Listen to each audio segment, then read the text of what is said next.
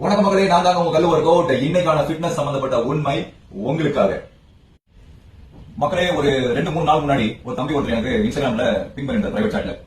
Sir, நான் வந்து pre workout இந்த ட்ரிங்க் எடுக்கிறேன், போஸ்ட் ஒர்க் அவுட் இந்த வே ப்ரோட்டீன் எடுக்கிறேன், சோ டியூரிங் ஒர்க் அவுட் இந்த எலக்ட்ரோலைட் ட்ரிங்க் எடுக்கிறேன், அப்புறம் ஆஃப்டர் ஒர்க் அவுட் பாத்தீங்க அப்படின்னா வே ப்ரோட்டீன் கூட banana milkshake, almonds, egg இந்த மாதிரி எடுக்கிறேன் அப்படின்னாரு.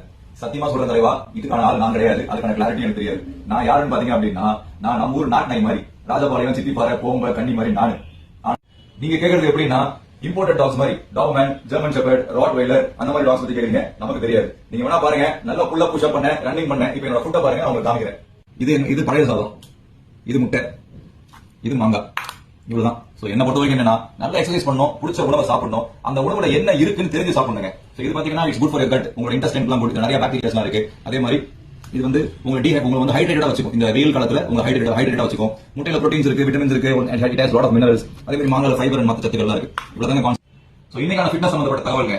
டயட் இருக்காதீங்க. டயட் இருந்தீங்க அப்படின்னா என்ன ஆயிடும், நீங்க எக்ஸசைஸ் உடற்பயிற்சி செய்றீங்கன்னா இன்ட்ரெஸ்ட் போயிடுங்க. ஏன்னா எப்ப வாயை கட்டுப்படுத்துறீங்களோ உங்களுக்கு எதுக்குடா இது அப்படின்ற ஒரு எண்ணம் வந்துடும். அந்த எண்ணம் வந்துச்சுன்னா நீங்க வந்து டிப்ரெஸ் ஆயிடுவீங்க. You cannot work out. அது பண்ண வேண்டாம். பட் ஆனா என்ன சாப்பிடுறீங்கன்றத கான்ஷியஸா சாப்பிடுங்க. நீங்க பண்ணக்கூடிய ஒர்க் அவுட்னால உங்க உடம்புல சில சேஞ்சஸ் நடக்குது, சில கெமிக்கல் ரியாக்ஷன்ஸ் நடக்குது, சில மெட்டபாலிக் ரியாக்ஷன் நடக்குது. அந்த ரியாக்ஷன்ஸ்லாம் நீங்க சாப்பிடக்கூடிய உணவுல இருந்து தேவையான சத்துக்கள் அங்க போதா, அது வலுவடையதான்றத பார்த்து யோசிச்சு சாப்பிடுங்க. டெஃபினட்டா நீங்க வந்து டயட்ன்ற வார்த்தை யூஸ் பண்ண மாட்டீங்க. செமையா என்ன மாதிரி சாப்பிடுவீங்க.